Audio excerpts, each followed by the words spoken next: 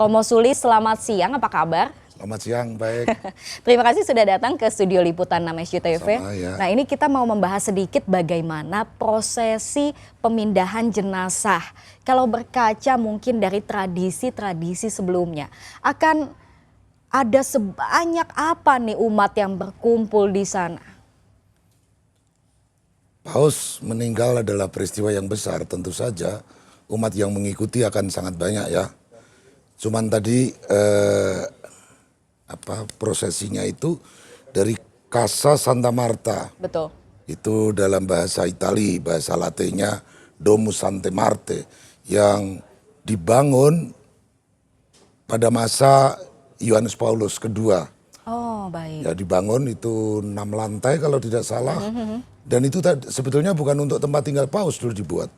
Untuk siapa itu, Romo? Dibuat untuk kalau ada konklav, nah kardinal nginep di sana. Jadi tamu-tamu kardinal sebenarnya Tamu-tamu ya? Paus sebetulnya, Tamu-tamu tamu Paus. Kalau pas konklav, tamu Vatikan adalah kardinal. Oke. Tapi Paus ini begitu rendah hati, begitu sederhana. Dia punya hak di istana kepausan yang tentu lebih besar, lebih agung, lebih mewah. Saya tinggal aja di apartemen yang kecil.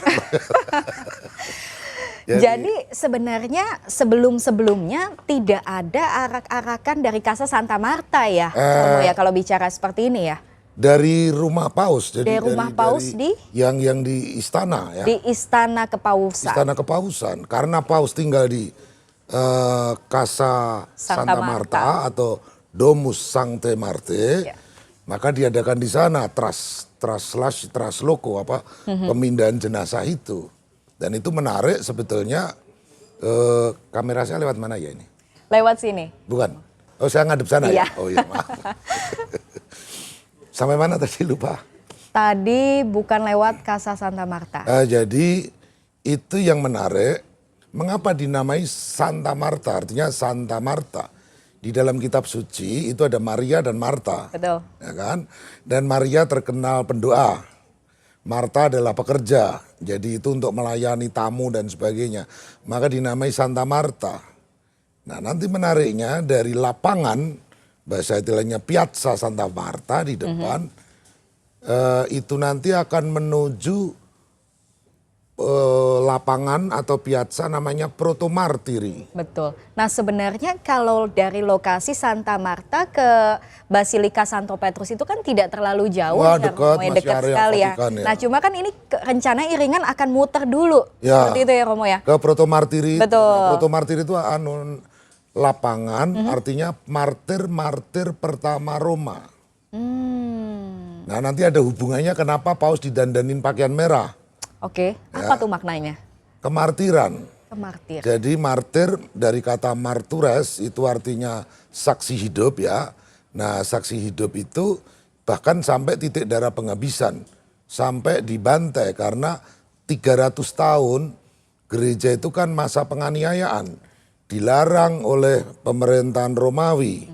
Siapa ketahuan Kristen akan diadu sama singa, dipenjara macam itu. Bahkan area Vatikan pun dulu semacam kayak tempat gladiator begitu aslinya. Iya, iya. Ya kan? Nah, jadi lewat Protomartire untuk mengingatkan siapapun juga sebetulnya martir-martir pertama yang mencurahkan darahnya sehingga sepatunya Paus pun dulu juga merah, lambangnya merah. Itu semua kan merah ya. Iya. Itu lambang darah sebetulnya, darah kemartiran itu. Lambang darah kemartiran. Tapi kalau bicara soal iringan Paus sebelumnya juga melewati lapangan Protomartir itu enggak, Romo?